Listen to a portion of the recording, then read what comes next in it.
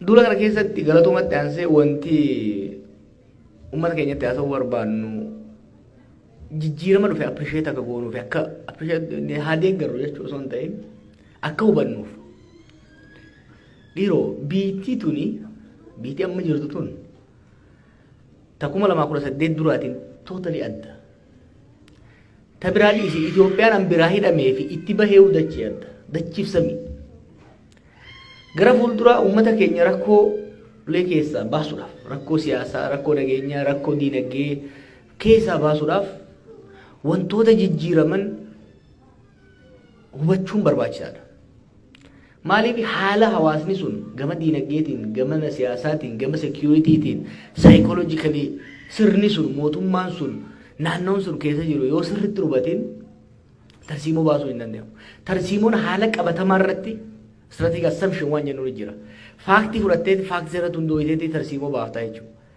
Tarsiimoo tokko baasuudhaaf haala qabatamaa hawaasa sanii, haala qabatamaa naannoo sanii, biyya sanii, mootummaa sanii, sirna sanii sirriitti hubachuu barbaachisa. Kanaaf jijjiiramoota afur observe godhe ilaaleen isin himuu barbaadarra. Waan hoggaa gubbarra ilaalan hin mul'anne garuu siyaasaa biyya sanii, hawaasummaa biyya sanii fundamentaalii jijjiiree jira sirni amma jiru kun. Waa afuriin isinitti himu. Tokko commercialization of politics. Biyya sanitti siyaasaan shilingii sumuni taate amma. Xiqqoo warreen irra turtan beekuu dandeessan ta'ee dargiis ta'ee Hayilesillaasees namni hedduun jirtanii warra turtan. Dur biyya san keessatti namni aangoo qabachuu ka barbaadu istaatasaati.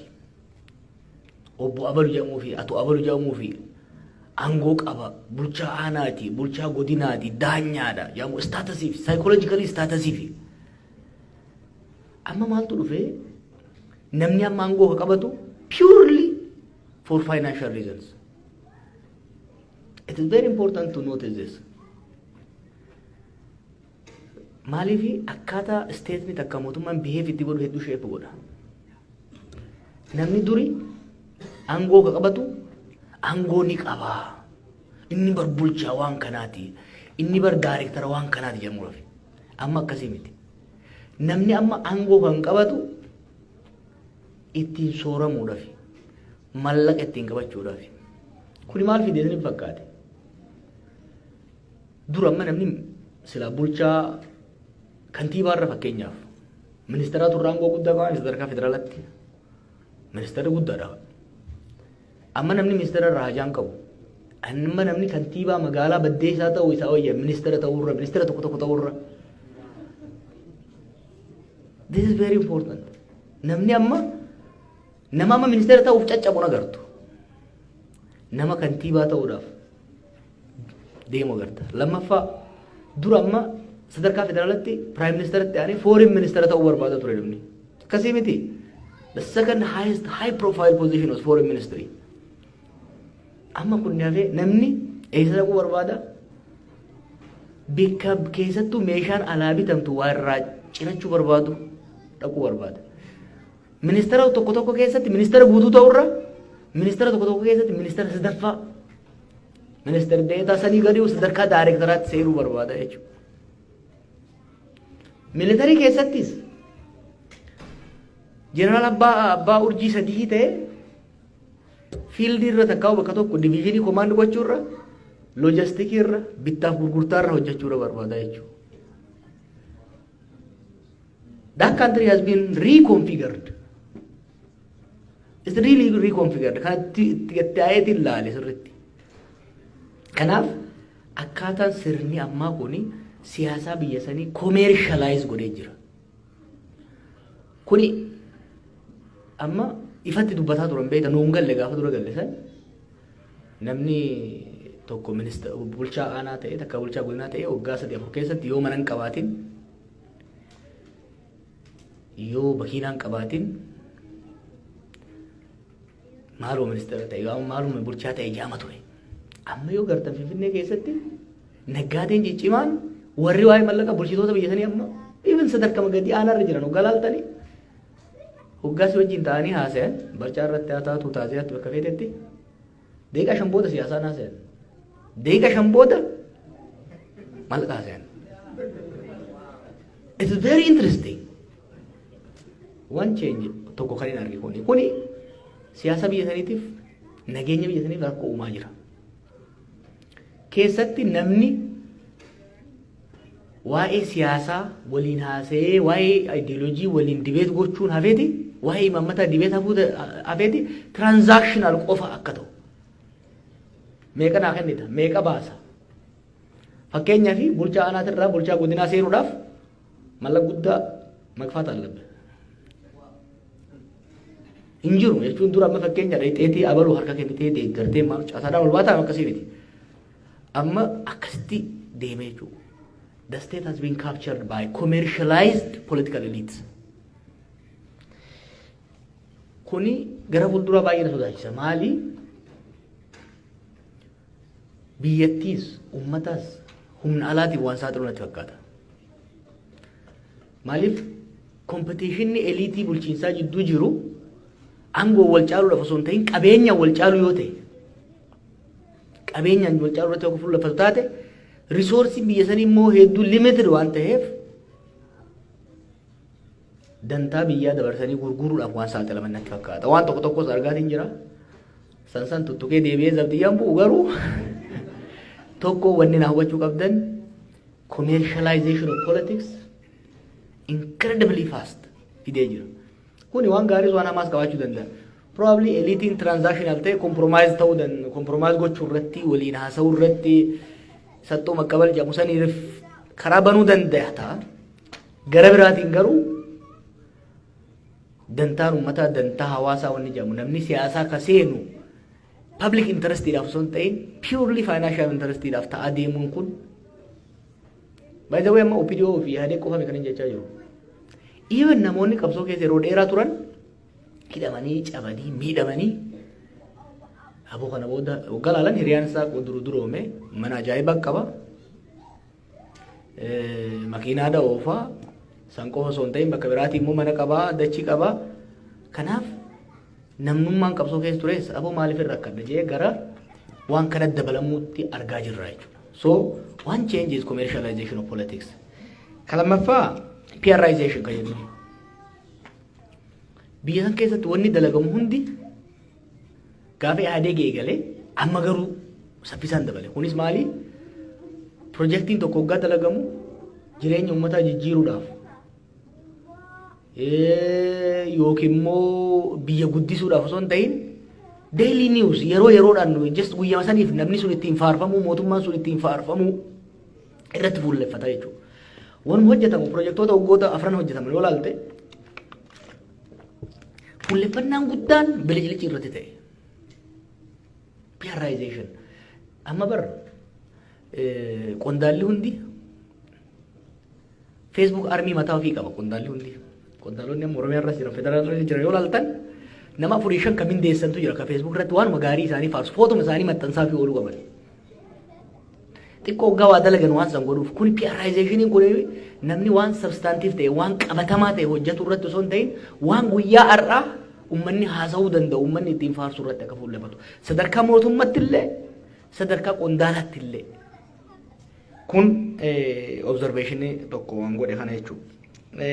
Ka biraa jijjiiramni arge anti intellectualism. Dhaloonni nu duraa sanii keessattuu dhaloonni 70moota 60moota keessa ture sun beekumsaaf kabaja qaba ture. Inumaa xiqqoo keessa dabran turan. Hedduu hair splitting keessa seenu turan.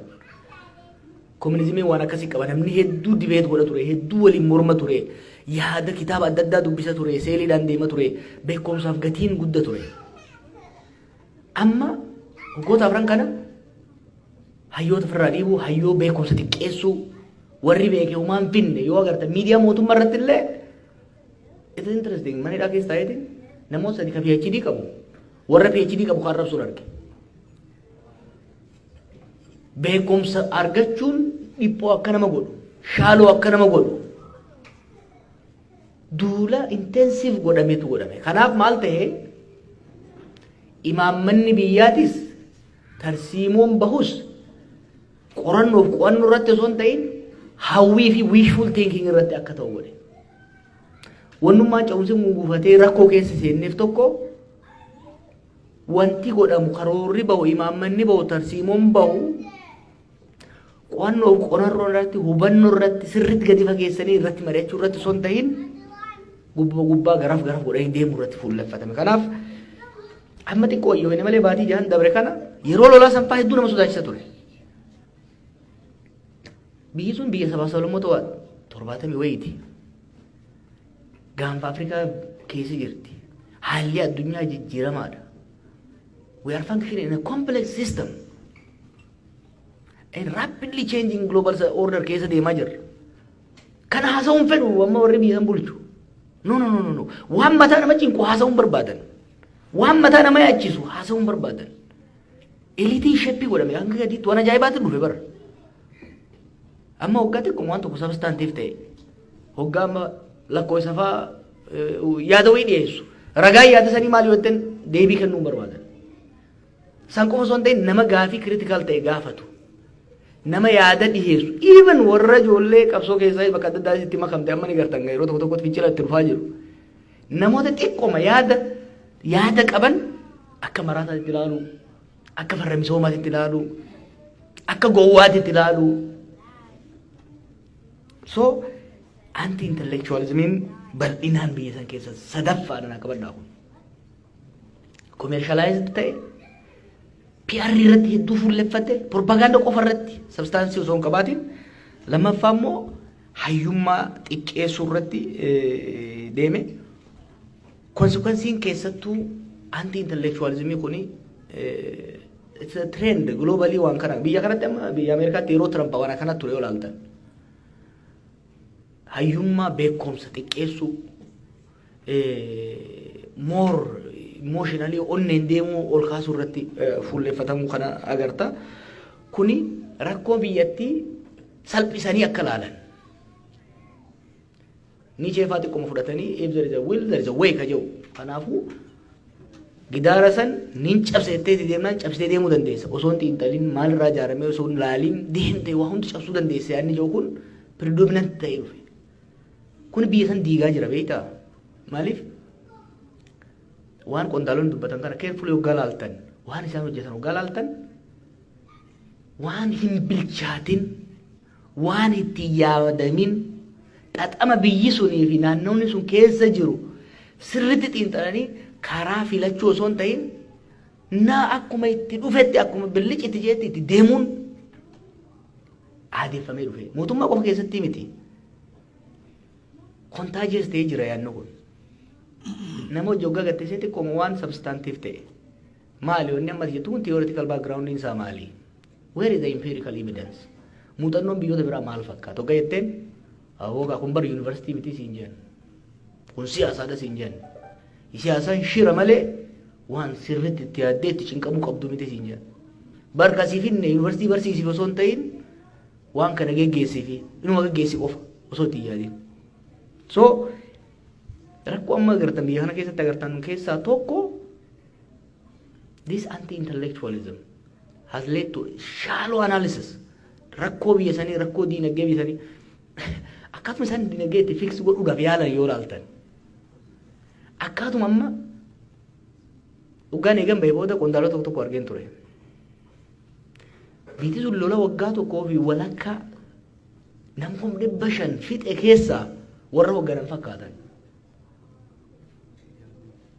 They have not taken time to appreciate and reflect how deep the country has gone. Akka watakkan ta'ini sitti haasayan. Maaliif jee hoggan laalu anti-intellectualismii maalitti ergee waa hunda salphisanii laaffisanii akka laalan godhee jechuudha. Jijjiiramni sadaffaa ani arge afuraffaatti osoo hin dhufin keessattuu anti-intellectualismiin kun maal godhee nama amansiisuudhaan osoo hin taane sodaachisuudhaan bituu. Namoota carefully mee Amaarri maal barbaada, Oromoo maal barbaada, Tigreen maal barbaada, Walaayitaan maal barbaada, mee waan inni barbaadu jidduutti haafinnu jechuurra wal jibbaa fi wal shakkii jidduutti naquu irratti akka fuulleffatamu godhe jechuudha. Even Oromoo jidduuttu hoggaa gaafiin tokko ta'e maaliif gaafiin kan ta'e what is the incentive mechanism driving the protest the rebellion kajau analyze gochuu dhiisanii garamitti deeman securitization balaan takka kaateemi maddi balaa kanaa maali kana yoo goone maaltu ta'a jaanii ilaaluun hin jiru waraanumatti erguu taate jechuudha ibidda belbalaa turuu jiru irratti ibiddi kun maa belbalaa dhiiroo margatu goggoge moo biyya san Gaza qabamoo jechuun osoo hin jiraanne oo balbalaa jira itti beenzilumatti naqaa jiran jechuudha. Kanaaf anti intellectualismiin biyya san keessatti rakkoo guddaa uumaa dhufee jira. Fourth, cruelty.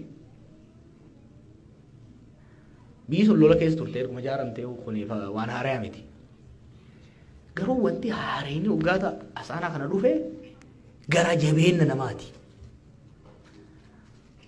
Humna hidhate qofaa miti mootummaa gaafii warra ribeelolaa qofaa miti gara jabeenyi dhufe viidiyoo amma intarneet irratti agartan kana kareeffa guban ka lubbuun guban bakka takka qofa miti miti kataa jiru it's happening across the country namni lubbuu wal gubuun it's happening across the country dullatti manatti ol dhiibanii itti qabsiisuun it is happening across the country. It is being done by all actors, organized or disorganized. San qofa miti. Isinuu itti seenu jirta nama kana maal desensitize ta'e namni. Nama lubbuun guban arganii guyyaa tokko haasa'e namni. Guyyaa lammataa bira kute. Amma nuti gabaas tokko tokko waliin qabdee hidhamaa baasanii ajjeesuun miskiina fixuun maaliif gaafamu akka waan guddatti ilaalamu even in the society cruelty waan biyya san durin jirree wani janto kun jiraami durin jirreen biyya san dhufee jira jechuudha so kuni maal godhee kufaatii diinagdees dhumaatiin namaas diigamuun biyyaatis akka waan normaal ta'etti hawaasninis mootummaanis sirnis akka fudhatu godhee jechuudha. Amma rakkoo biyya sanii nama biyya sanii irra faranjii hojii gaara haasa'u galaaf dur rakkoo teenya nuuf galaa beektaa faranjiidhaaf hubachiisuun nutti ulfaata ture. Amma daqiiqaa 5 keessatti faranjiin biyya feetee rakkoo biyya sanii ni hubatte hoggaan ittiin. Namni biyya sanii garuu normalize godhe cruelty hammeenya cruelty kana fudhatee normalize godhaa dhufe jechuudha. Maaliif hin garasitti hima? Commercialization is, PRization isaatis, anti-intellectualism is, cruelty kunis hoggaa walitti qabamu, atiin biyya sanitti waan haaraa keessa seenaa jirra. Akka hawaasaatti, akka biyyaatti, akka uummataatti feezii haaraa keessa seenaa jirra. Kan akkamitti keessaa baanaan gaafii guddoodha. Uummata keenya diaasporaatis hundumaa kan biyya keessaatis kan hin gaafadhu keessattuu hayyoota kan hin gaafadhu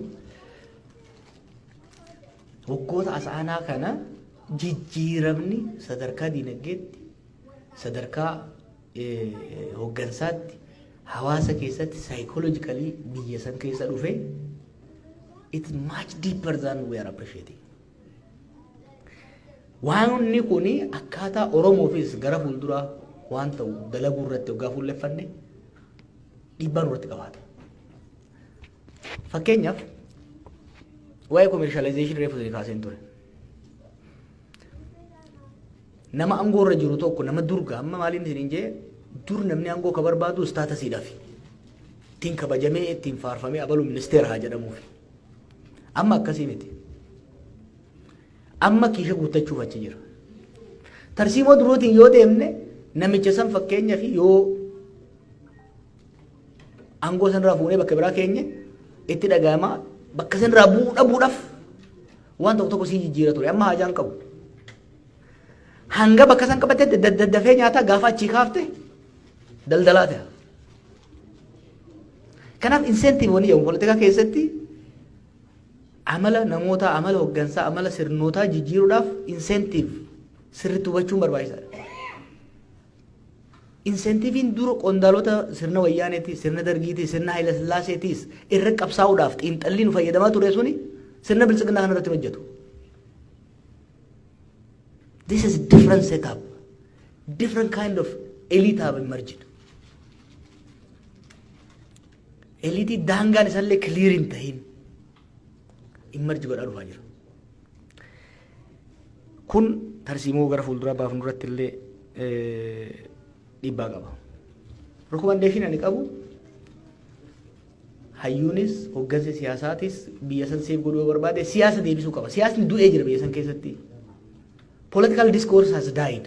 It has been so watered down, so simplified. Kanaaf ol kaasuu qabna. Marii biyya sanii dhimma imaammataa irratti, dhimma tarsiimoo irratti, dhimma diinagdee irratti, dhimma fayyaa irratti, dhimma barnootaa irratti. Biyya sana amma PhD'n dachii dhiphiftee jirti. Dhiifama naa godhaa doktoroonni keenya. PhD'n bitamee heddummaatee tuffatame. Sirna san warri manipuleet godhuu barbaadu immoo kanatti fayyadamee ilaalu inni barbaadu PhD qaba garuu maqaa isaatu sirreessee hin barreessu hin duraas isaanuma itti kenne PhD deebisee immoo sanitti fayyadamanii warra credible ta'e waggaa meeqa xaaree PhD argate doktor Seem doktorummaa isaa. So wanni sirni sun ittiin deemaa jiru sirni biyya sanii haalli biyya sanii ittiin deemaa jiru jijjiirama guddaa ta'uusaa hubachaa hojii hojjennu keessatti kana qabachaa deemuun barbaachisaadha. Maaliifin siyaasa guyyaa dhiisee waan akkanaa sinitti babeetu rakkoon akka Oromoottis akka Itoophiyaattis akka gaafa Afrikaatitti illee deemaa jiru. Ila hoggansa xiinxala gadi fagootti amanne complex system laaluun barbaanne qabaachaa hoggansa dantaansaa guddaan kabaja siyaasaa takkaa dantaa uummataa osoo hin taane shilingii ibsumuu ta'e bakka jirutti hoggansa dhumaatii uummataatii fi kufaatii biyyaatiif disensitize ta'e qabaattee rakkoo keessa bahuun baay'ee ulfaataa ta'a. Maaliif tokkoffaa rakkoo san hubatu lammaffaa rakkoo san shilingii ibsumuu isaaniin suphaa jee yaada. Kanaaf bakka rakkoon jirtutti maallaquma itti naqaa jechuudha. Hoggaa xiqqoo jee maallaqni hir'ate. Kanaafuu maal godha? Osoo itti yaadin biyya biraatirraa ergifachuu liqeeffachuu dhaqaa jechuudha. Xiqqoo booda biyyattiin humnoota alaatiin weeraramtee qabdiin nyaatamee rakkoon biyyaa harka lammiilee biyyaatii bahee harka qaamota alaa seenaa jira jechuudha. Sidii galaa boolleen jechuun jiru. Waggaa afran irraa rakkoo Itoophiyaa furuun irra laafaa ture. Irra caalatti domestic actors turre ka wanni godhu dandeenya. Har'a sababa adda addaa kanaan rakkoon biyya sanii internationalize wanni ta'een kanaan wal qabateeti ka deemaa jiru. Nuyis wanni godhuu qabnu akka hawaasaattis akka hoggansaattis biyya san keessatti kalee qabsoon Oromoo waggaa 50 dabre kana maal keessa akka dabre Torontootti haasa'an ture. Amma boqonnaan haareenii qabsoon Oromoo hawaasni Oromoo uummanni biyya sanii keessa seene hamma tokko ni hubattan jeetiin yaada. Kana sirreessaa deemuun barbaachisaa. Nutis jaarame amma jaaraa jirru jabeessaa jirru keessatti hawaasa engage godhaa jirru keessatti uummanni keenya xiqqoo wanni Oromoo irraa amma eegamu xiqqoo lash godhee eessaa kaanee eessa geenye qofa osoo hin ta'in dhiiroo sirna akkamtu nu dura dhaabbataa jira. Social, economic, political security transformation naannoo sanii maal fakkaata ka jedhu itti yaadee bilcheessee itti deemuu qaban jee yaada. Kaafan booda mariitti deebinaa ka dhumarratti wanti amma reefu obboleeyyan keenya dhiyeessan na gammachiisa. Entrepreneurshipiinis networkiinis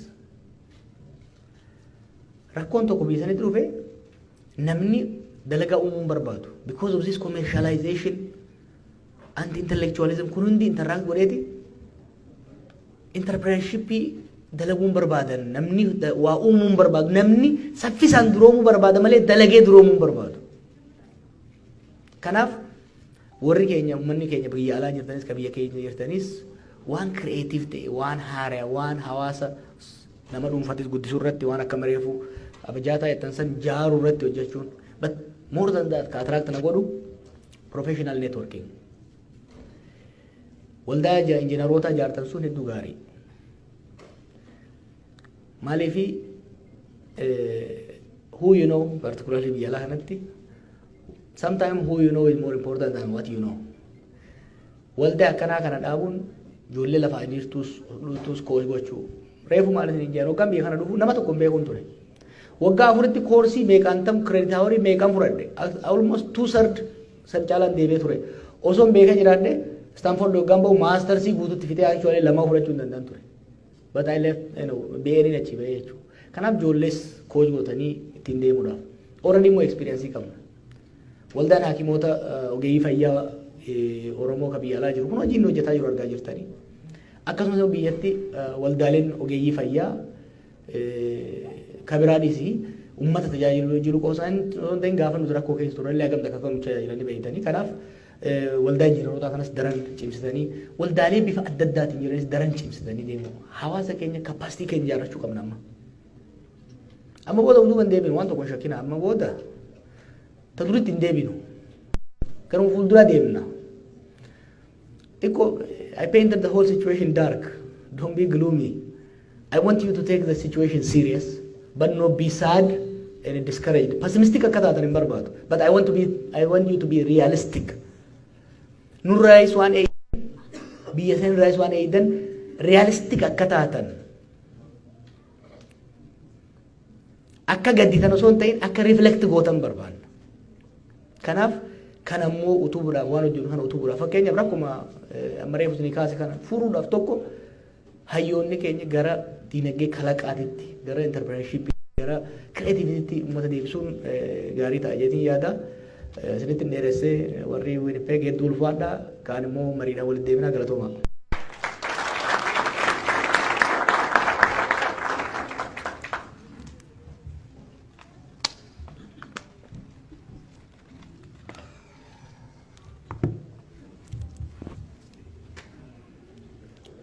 Galatoom Joor